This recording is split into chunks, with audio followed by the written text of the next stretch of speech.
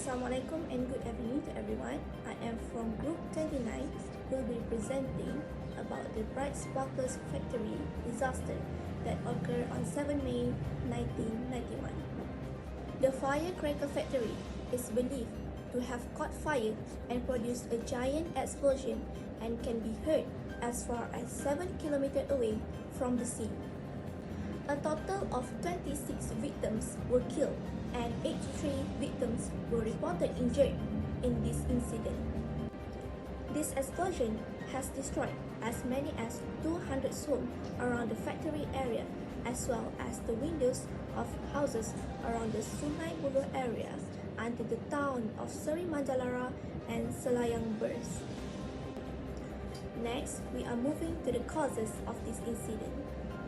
The explosion started because of chemists from Hong Kong, Long Tat Heng, doing a test run outside of the lab and caused the bundle of bazooka sulfur explode.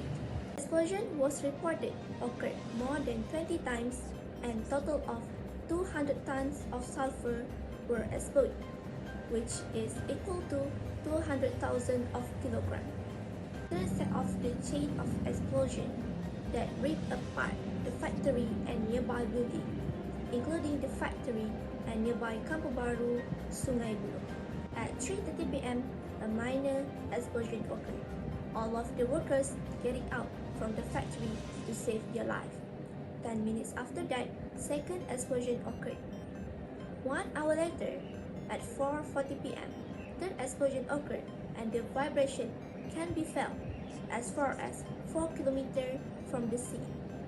The incident alarmed all of the health worker and rescue member, which was firefighter. 9 ambulance from Hospital Kuala Lumpur, 5 ambulance from Hospital Sungai Buloh, and concerned society members used their own vehicle taking trip to bring all of the victims to the hospital. The rescuers finally stopped the fire at 5 a.m. the next day. During the mission of saving the victims, 50 firemen and safety officers were affected. They are having difficulty to breathe, as well as their skin start to show some reaction due to lack of SO. It was reported that Bright Sparklers factory was operated for 13 years without license, and all of the workers has been worked without officially registered, and some of them were underage.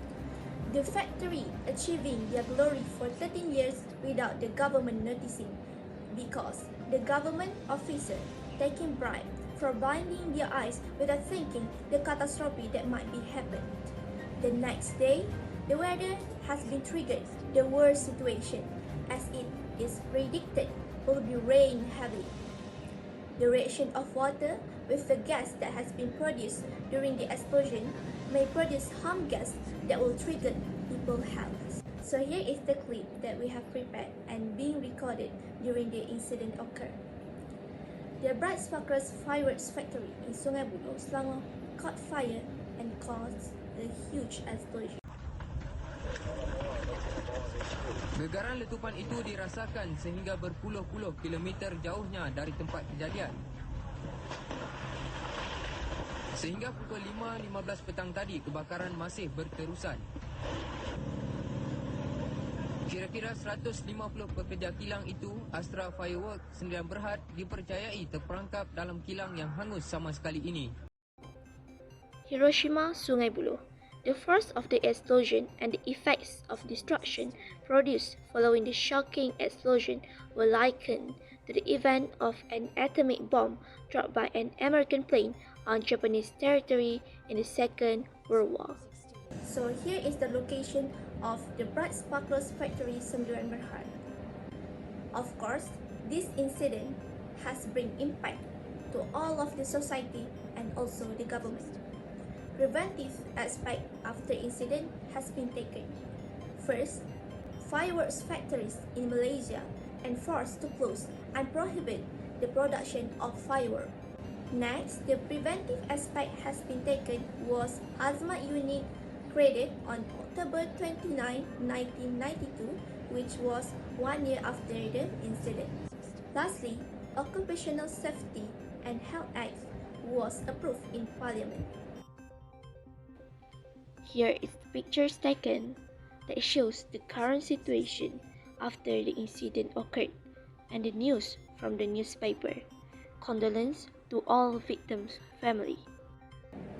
To conclude, chemical substance could bring disaster if we misuse it.